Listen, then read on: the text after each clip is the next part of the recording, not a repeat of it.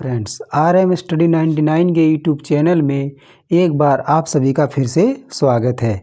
दोस्तों, आज हम लोग क्लास 10 का पहला चैप्टर स्टार्ट करने जा रहे हैं, जिसमें आप लोग को पढ़ना है पद, सूरदास के द्वारा लिखे गए पद या फिर उनके द्वारा कहे गए शब्द, जिसको हम लोग को पढ़ना है और समझना है। तो आइए दोस्तों स्टार्ट करते हैं।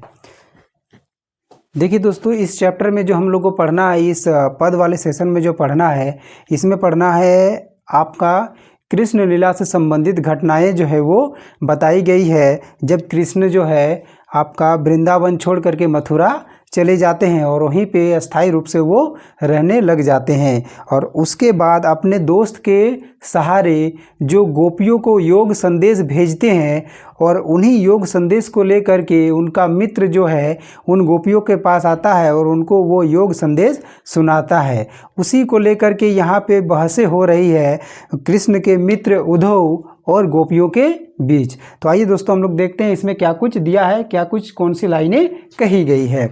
देखिए पहला आपका क्या कह रहा है, अपरस रहत स्नेह तगाते नाहिन मन अनुरागी, पुरैन पात रहत जल भीतर तारस देहना दागी। आप देखिए यहाँ पे देखिए जो गोपियाँ हैं दोस्तों, गोपियाँ उद्धव को, किसको, उद्धव को व्यंग कसते हुए यानी उसको धमकाते हुए कहती है, क्या कहती है, मजाक करते हुए, उसका उपहास उड़ाते हुए कहती है, उधो तुम हो अति बड़भागी, अपरस रहत स्नेह तगाते नाहिन मन अनुरागी, पुरैन पात रहत जल भीतर तारस देहना दागी।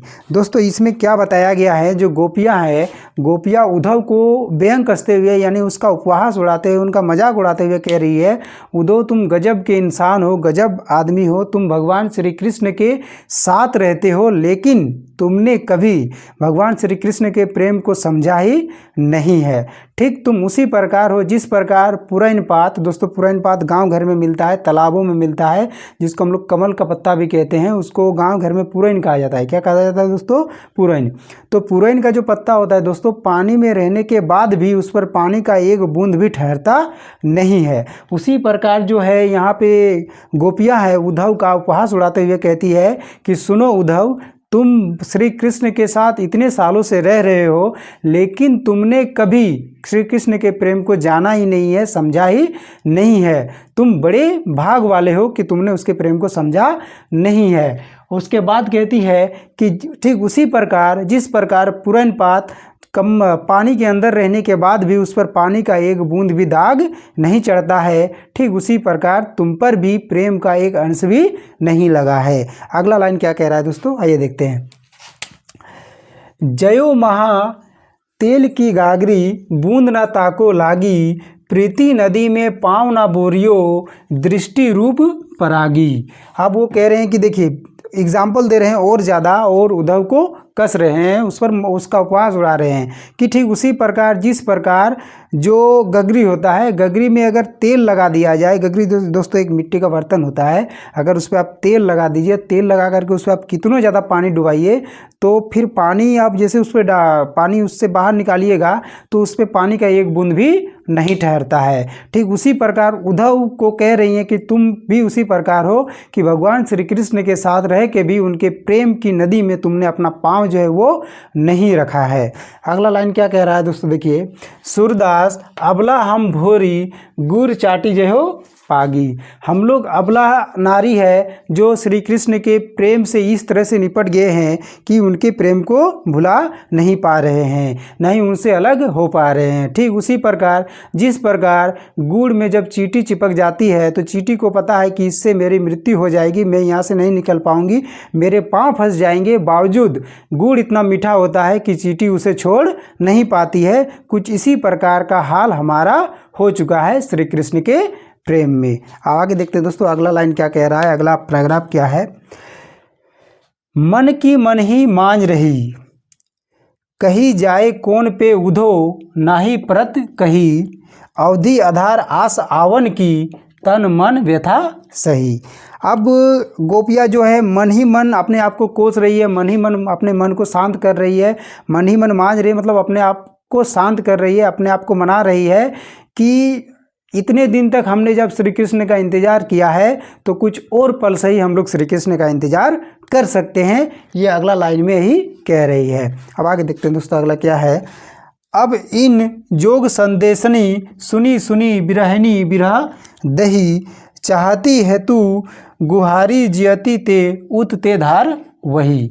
अब यहाँ पे गोपियाँ कह रही है श्री कृष्ण से कि अब श्री कृष्ण हमें योग संदेश भेजे हैं और कह रहे हैं कि ये योग संदेश जाकर के गोपियों को सुना दो। तो ये योग संदेश सुनने के बाद ऐसा लग रहा है कि जैसे कि अब हमारा इस धरती पर जीना और मरना दोनों समान है। अब आगे देखिए दोस्तों क्या कह रहा है।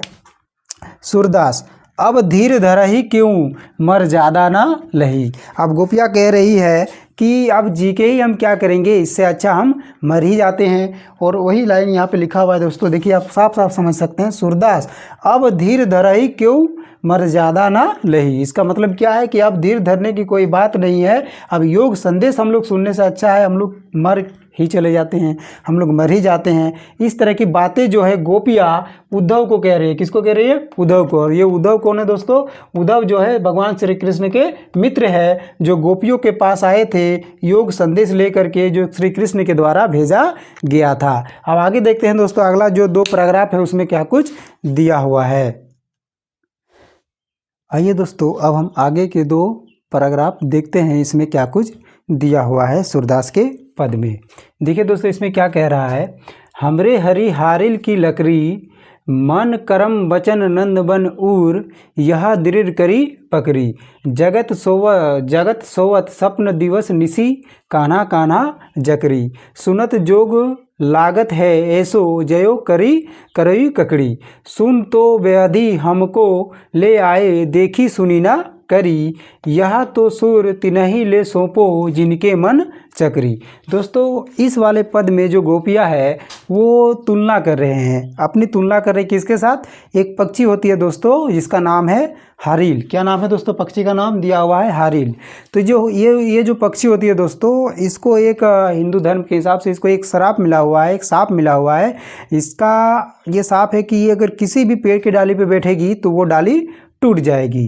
क्या हो जाएगी? वो डाली टूट जाएगी, चाहे कितनी भी मोटी डाली क्यों ना हो वो डाली टूट जाएगी। इस पक्षी को ये सांप मिला हुआ है। तो इसीलिए पक्षी क्या करती है, अपने पेड़ों में एक लकड़ी को जकड़ करके रखती है, छोड़ती नहीं है और उसी को लेकर के वो उड़ती रहती है। ये धरती ये जो है हमेशा धरती पे बैठती है, कभी भी किसी पेड़ की डाली पे नहीं बैठती है। अगर गलती से बैठ भी जाती है तो पेड़ की डाली कितनी मजबूत और कितनी सख्त क्यों ना हो वो डाली टूट जाती है। उसी की तुलना जो ये गोपियां हैं अपने कृष्ण के साथ कर रहे हैं, उद्धव को बताते हुए। क्या कह रहे हैं दोस्तों, आइए देखते हैं। देखिए हमरे हरि हारिल की लकड़ी, मतलब अपने हरि को यानी कृष्ण को ये लोग हारिल की लकड़ी के समान बता रहे हैं, यानी पक्षी की जो वो लकड़ी होती है जिसको वो पकड़े रखती है उसके समान बता रहे हैं।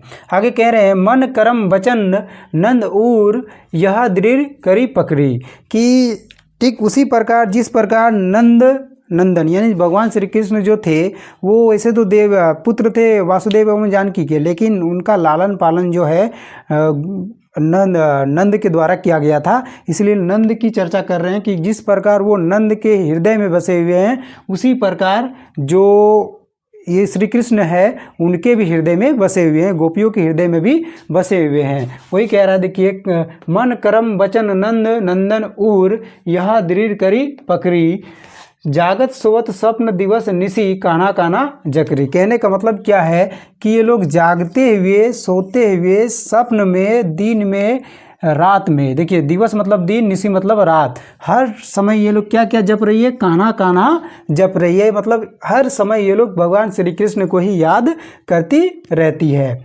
सुनत जोग संदेश लागत है सो जयो करवी ककरी। अब देखिए दोस्तों जब ये जोग संदेश उद्धव लेकर के आया गोपियों के पास, तो गोपियाँ यहाँ पे कहती है उद्धव को कि तुम्हारे द्वारा ये सुनाया गया योग संदेश हमारे लिए ऐसा है जैसे कड़वी ककड़ी। दोस्तों ककड़ी एक सब्जी होती है जो बहुत ही कड़वी होती है। तो उसी की तुलना ये लोग कर रहे हैं किसके साथ? उद्धव के साथ, जो लाया गया योग संदेश है।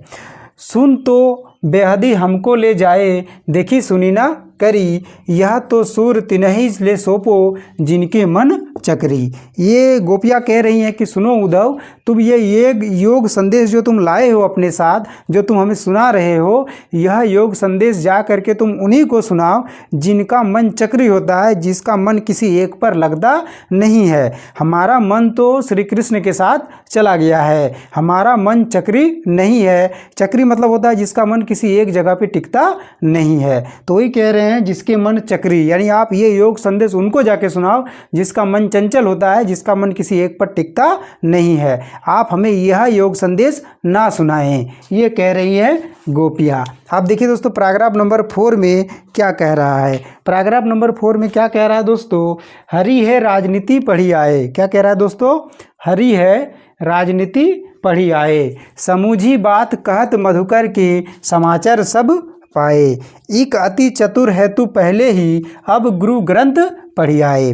कहने का मतलब यहाँ पे क्या है कि गोपियाँ जो है श्री कृष्ण को कह रहे हैं कि हरि यानी श्री कृष्ण जो है राजनीति पढ़ लिए हैं। अब क्या कर लिए हैं, राजनीति पढ़ लिए हैं। एक तो पहले ही बहुत ज़्यादा चतुर थे, अब गुरु ग्रंथ पढ़ रहे हैं। क्या पढ़ रहे हैं, गुरु ग्रंथ पढ़ रहे हैं। तो अब उसके सामने हमारी कुछ भी चलने वाली नहीं है। वो अब अति चतुर एक तो पहले ही थे, अब जब ये पढ़ लेंगे तो वो और ज़्यादा चतुर हो जाएंगे, तो हम उनके सामने टिक नहीं पाएंगे। अब आगे देखिए क्या कह रहा है दोस्तों, बड़ी बुद्धि जानी जो उनकी योग संदेश पठाए, यानी बहुत बुद्धिमान है जो अब हमारे लिए क्या कर रहे हैं दोस्तों, वो योग संदेश भेज रहे हैं। क्या भेज रहे हैं दोस्तों, योग संदेश भेज रहे हैं।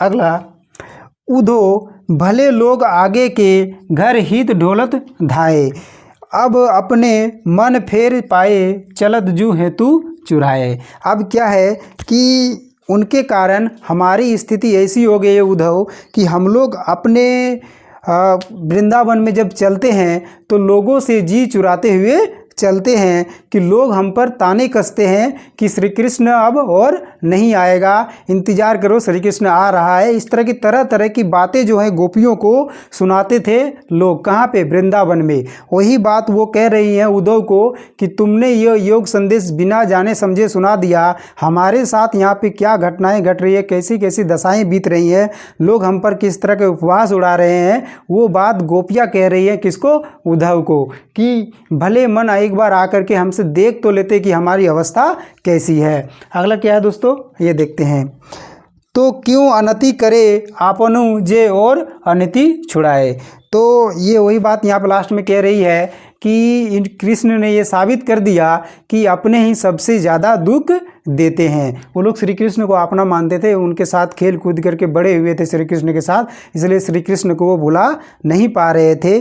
और उन्हीं को लेकर के ये कह रहे हैं लास्ट वाला लाइन में कि अपने ही सबसे ज़्यादा दुख देते हैं। तो दोस्तों इस पूरे पद में, सूरदास के इस पद में हमने क्या कुछ देखा कि जो गोपियाँ हैं और श्री कृष्ण है, श्री कृष्ण जब मथुरा चले जाते हैं और वहाँ युद्ध लड़ने के बाद जब कंस को हरा देते हैं तो उसके बाद वो राजपाट संभालने के लिए वहीं रह जाते हैं और वृंदावन वापस नहीं आ पाते हैं। तो वृंदावन के लिए वो एक योग संदेश भेज देते हैं, उनकी जितनी भी सखियाँ सहेलियाँ थी, जो गोपियाँ थी, उनके लिए योग संदेश भेज देते हैं।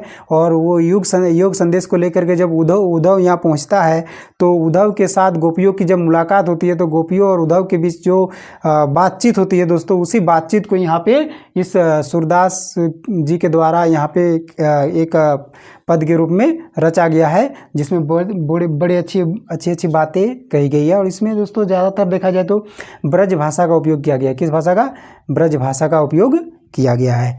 थैंक यू दोस्तों। इसी के साथ जो ये आपका सूरदास का पद खत्म हुआ, अब नेक्स्ट वीडियो में इसका MCQ और लॉन्ग क्वेश्चन दोनों आप लोग को मिल जाएगा। Thank you.